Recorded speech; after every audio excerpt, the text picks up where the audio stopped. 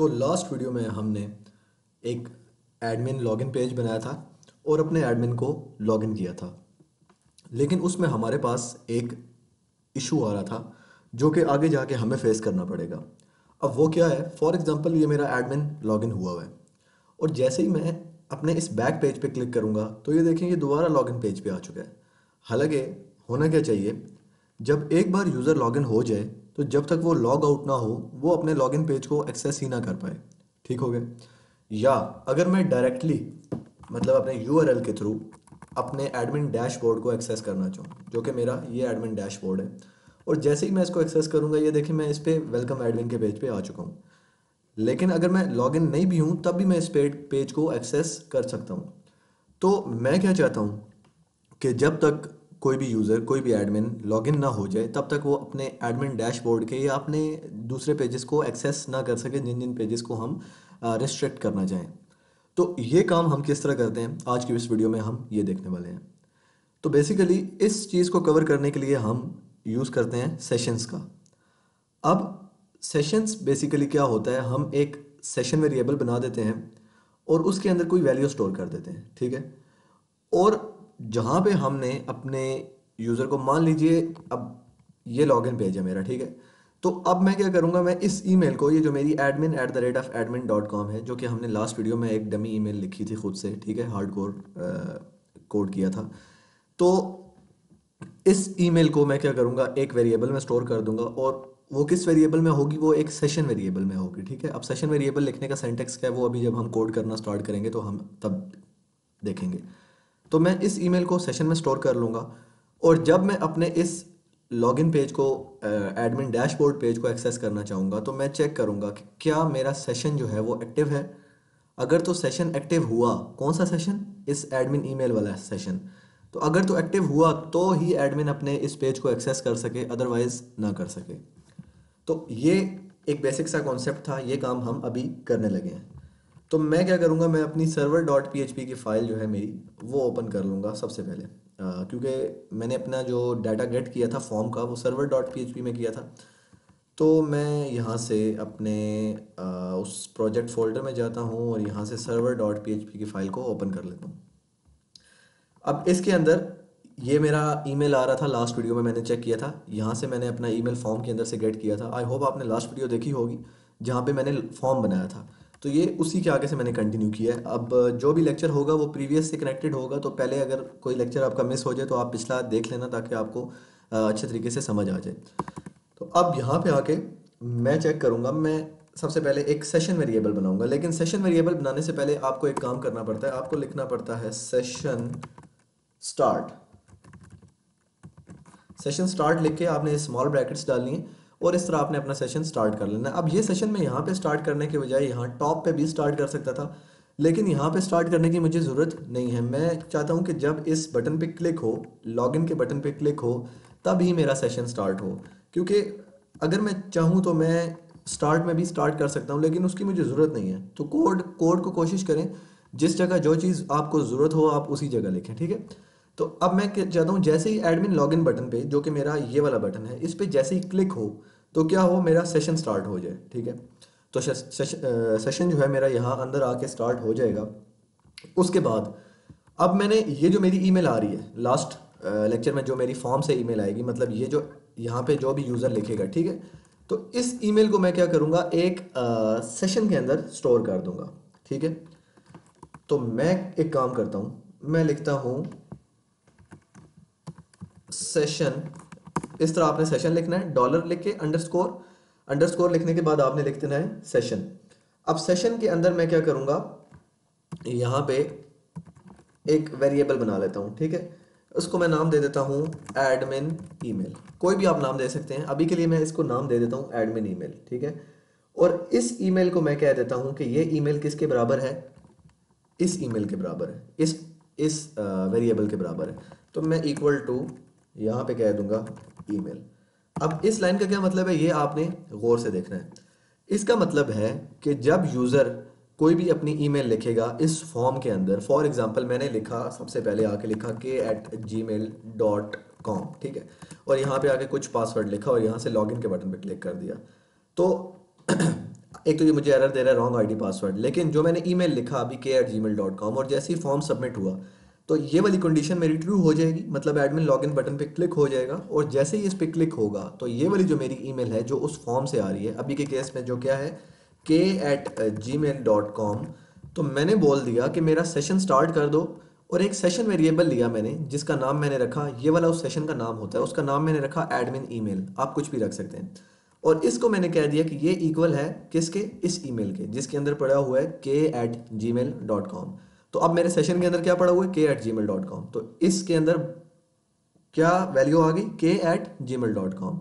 तो यहाँ तक का काम तो हमारा हो गया, हमने सेशन के अंदर एक वैल्यू क्या कर दी, स्टोर कर दी। तो अब मैंने क्या करना है, अब मैंने जहाँ पे जिस जगह अपनी उस वैल्यू को एक्सेस करना है, चेक करना है, तो उस पेज पे जाना है। तो मैं क्या चाहता हूँ कि जैसे ही मैं लॉगिन हूँ, मैं एक काम करता हूँ, मैं लॉगिन करता हूँ admin@gmail.com और एडमिन यही हमारा आईडी पासवर्ड था।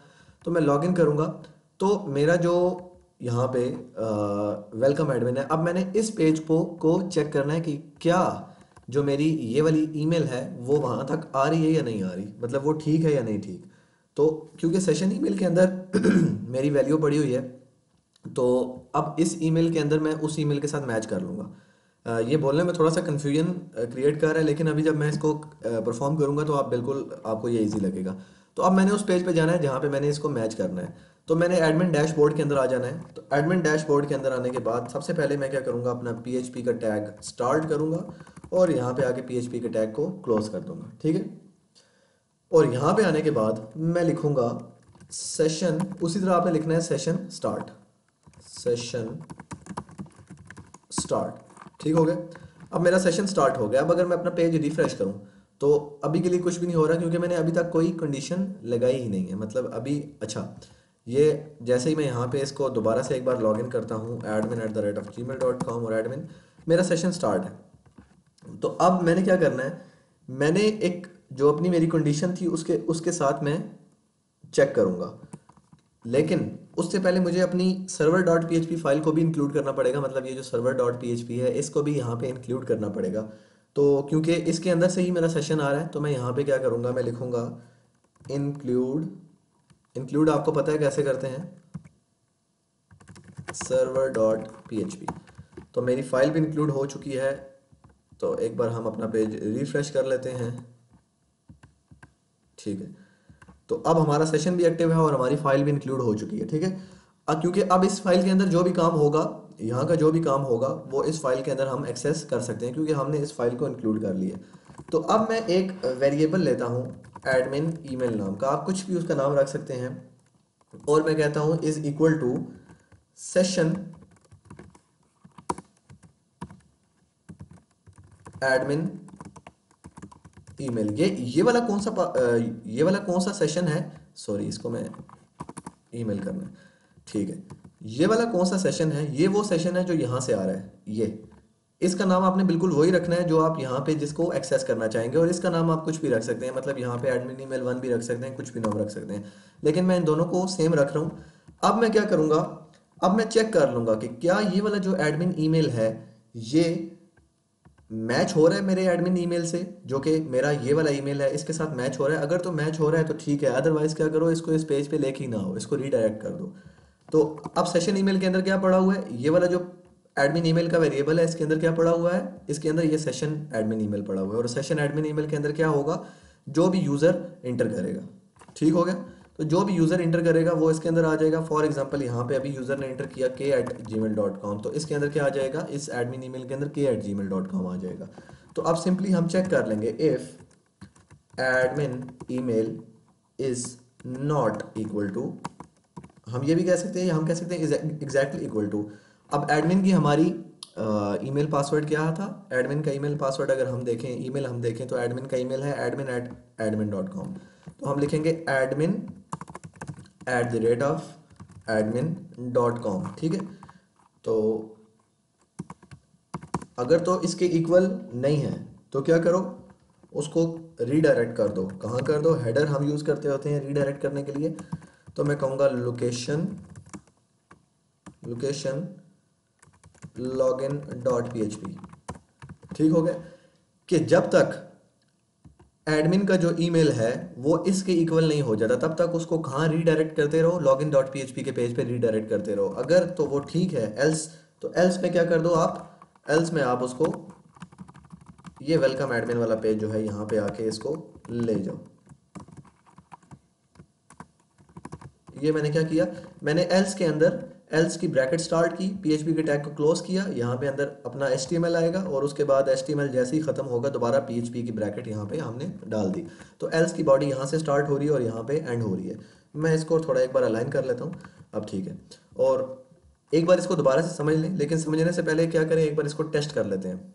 हम एक बार आके अपना पेज रिफ्रेश करते हैं और यहाँ पे आके मैं लिखता हूँ admin@admin.com और यहाँ पे आके मैं कुछ रैंडम डाटा लिख देता हूँ, गलत आईडी पासवर्ड लिखता हूँ, तो ये हमारा ठीक काम कर रहा है। अब मैं लॉगिन हुए बगैर, सॉरी मुझसे गलती से बंद हो गया, मैं इसको एक बार दोबारा एक्सेस कर लेता हूँ, लोकल होस्ट और PHP लेक्चर्स।